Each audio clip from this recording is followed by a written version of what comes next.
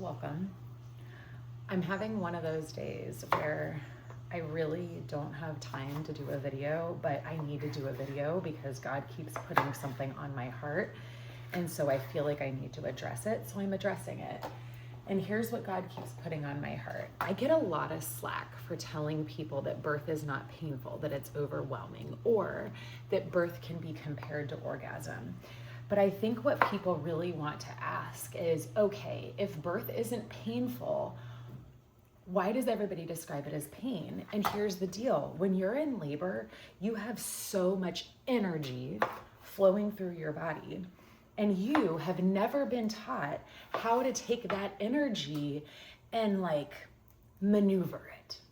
And you've never been taught how to breathe with that energy, how to move that energy through your body, how to shake, how to moan, how to groan, how to release energy when it's coming into you. So when labor hits you and you have all of this energy, it's not painful. It's overwhelming. You don't know what to do with it because you've never been taught. And that's the problem with our system. That's the problem with healthcare, is that we are not teaching people about their bodies. We are not teaching people about their power. We're teaching you to rely on a system. And I'm sorry, but the system does not know your body as well as you know your body. So pain comes when we have a lot of fear, when we don't feel comfortable, when we don't feel supported. We get in our heads, and then we get in this fear pain cycle, and everything that you feel gets more amplified. And it gets more amplified because what happens to us when we're fearful is, instead of letting go and surrendering and just letting that contraction take us, we get tense and we curl in a ball and we try to just ride it out. And what our body is screaming at us to do is to stop, is to pause, is to add movement, to move the energy of what you're feeling out of your body through rhythm, through breath, through noise. When we make noise, it shakes our vagus nerve and it helps to relax us. So when you hear women moaning and groaning and swaying in birth, that's exactly how their bodies were designed. That's exactly what they're supposed to do. That's exactly how you take that energy and you move that energy out of you. So if you're pregnant and you want to figure out ways to move this energy through you, I highly recommend yoga. Yoga is fantastic about teaching you on how to move energy with breath and how to tie it to movement. In addition to that, I highly recommend orgasms for the female. Understanding how your body gets to an orgasm, understanding the mental place that you have to go, the way your body has to surrender, the way you have to get into your body and feel the sensations of your body in order for you to achieve orgasm. I want you to practice that. I want you to get comfortable in that. And when birth happens, I want you to think back to that experience and how you let the feelings that were happening to your body just take over your body. And I want you to remember how to surrender to it and how to just let it flow through you. And then to think about your breath. Breath work and orgasm is fantastic too. I'm sure if you have it, you find yourself holding your breath. That's breath work, right? Sound, movement, all the same things. But the body's amazing. The body is all connected. Next time you stub your toe or, you do something that actually hurts you, I want you to, stop, pause, think about what you do. For me, when I was in labor with my first one, I was definitely a moaner and a groaner. It was crazy. It was chaotic. It was 4 hours and 15 minutes from my body feeling nothing to me holding a baby. 4 hours and 15 minutes. It was absolutely the most insane experience I've ever gone on my entire life. In fact, after the birth, I felt like I had been dreaming, that it had happened to me. And I was just like, whoa, did that really happen? Or what did, I kept making Colin pinch me to make sure that I was alive and I wasn't dreaming, because it was so crazy. And my second one came 5 weeks early.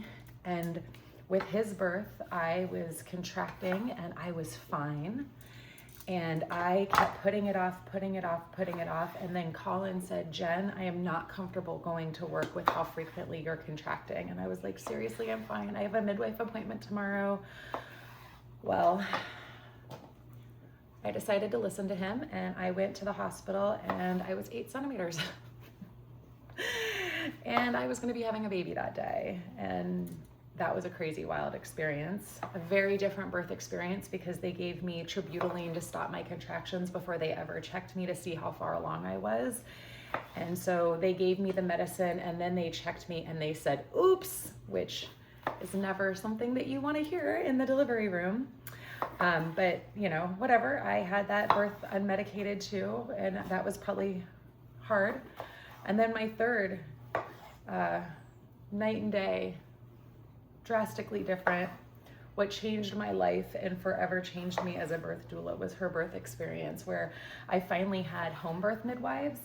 And home birth midwives are a whole different breed of animal, because home birth midwives believe in the woman's body. They trust the body in ways that our medical providers in a hospital do not. Our medical providers in a hospital trust a computer and a system to tell them how I'm doing versus asking me how I'm doing. Take it or leave it. If you have a provider that actually listens to you, congratulations. But anyways, I did not have those types of experiences, and I'm so very thankful for my midwives who taught me about my body, and they taught me how to do fundal massage, and they taught me how to pay attention to signs and symptoms, and to listen to my body, and to trust my gut, and to listen to my intuition. And with Chloe's birth, I remember distinctly, because I was at home, so I didn't have the security blanket of a hospital system, and my coping mechanism with her was pounding, and I would just pound the energy out whenever I felt a contraction coming on. Andrew's birth, I was confined to a bed, and I had to just ride it out, and I used breath and I used body movement as best I could from a laying down position in bed. And Patrick's birth, that baby was flying out of me, and I just hung on for dear life, and I listened to my doula coach me on how to breathe and how to listen to my body and how to trust my body, and I just flowed with it. And with his, I remember I counted, and I would count up to 30, and then I would count down to 30, and I would do that over and over and over in my contraction, and that's what I focused on. For my doula clients, I recommend a TENS machine in labor. It's my absolute favorite birthing machine. It's these little electrodes that go on your back, and they have a little stimulus that you can give yourself, and it's these little vibrations. And the goal with it is that you start it in early labor and you start out low, and then as the contractions pick up in intensity, you can increase the stimulus as well. And my clients rave about it, especially my unmedicated mamas. Like I said earlier, breath, sound. We are like a kettle. We are made to whistle when we get close. So listening to your body and allowing your body to make whatever noise it needs to make. Birth often sounds a lot like making love. And sometimes that makes people uncomfortable when they're doing it in a setting that's in a hospital or somewhere that's not in their home. So, you know, be mindful of that. Be open to that. I remember with my first, I told my doula that I didn't want anybody to see me naked. I was so shy and embarrassed about my body, and I was just so, I don't know, I just didn't want anybody to see me. And then I remember going through the experience, and when you're in it, you just like don't even care who sees you, like you're just in this experience. And I remember leaving it and just thinking like, wow, wow.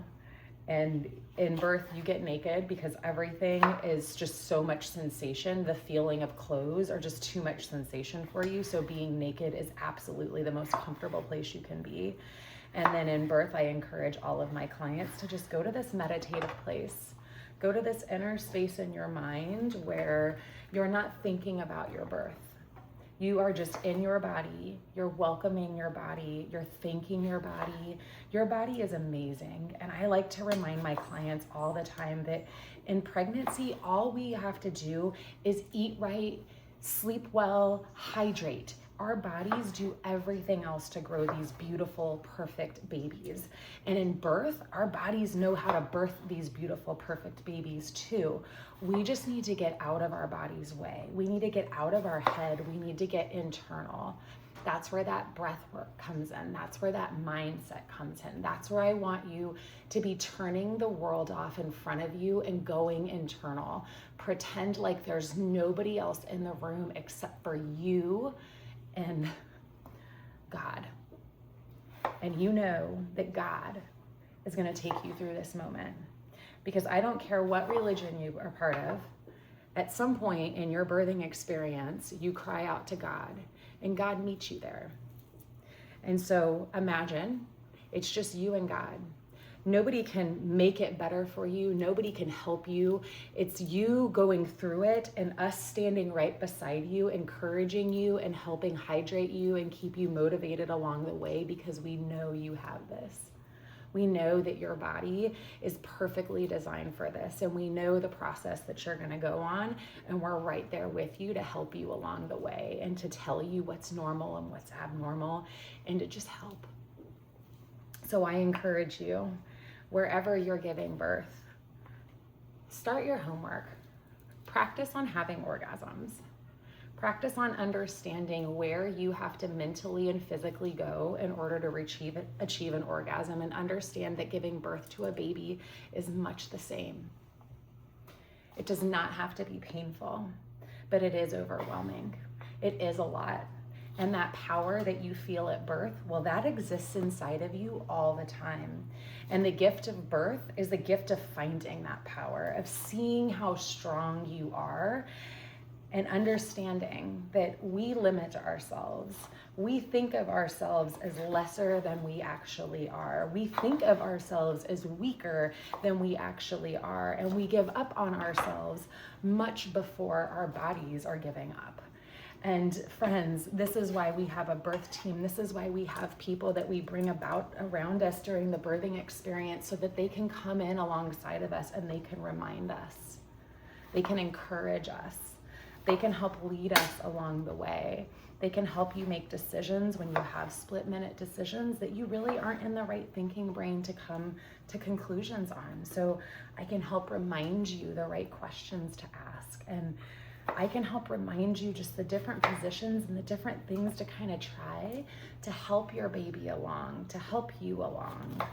Even things like the TENS unit or putting on music. It's funny how clients will kind of forget that we can use music as a distraction method. We can use pictures of our loved ones or our ultrasound pictures as a distraction method of reminding ourselves why we're here, reminding ourselves just what we're feeling. And if there's any consolation to birth, I want to remind you that your baby and you go through the exact same experience. Your baby feels everything that you get to feel, except for when you get an epidural, your baby does not get an epidural. They get a little bit of the medication, but nothing like you get. Your body, regardless of if you're numb or not, your body feels the entire experience. So I encourage you that if you have an epidural, to make sure that you're checking in with your body after the birth and just seeing how your body feels and listening to your body when it needs rest, listening to your body when it needs nourishment.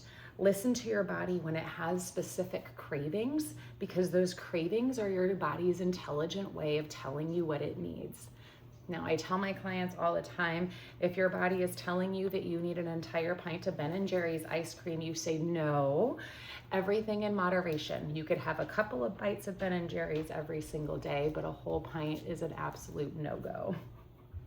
Anyhow, people are gonna come downstairs any second now, so I need to get running.